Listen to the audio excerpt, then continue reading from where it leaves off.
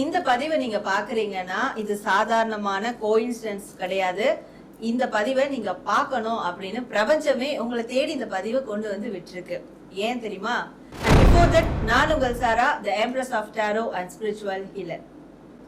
எப்பெல்லாம் உங்களுக்கு வந்து கையிருப்பு குறையுதோ, எப்பெல்லாம் இந்த பதிவை பார்த்து 48 நாள்ல உங்களை யாரு அவமானப்படுத்தினாங்களோ, உங்களை யாரு காயப்படுத்தினாங்களோ அந்த நபரே வருத்தப்பட போறாங்க.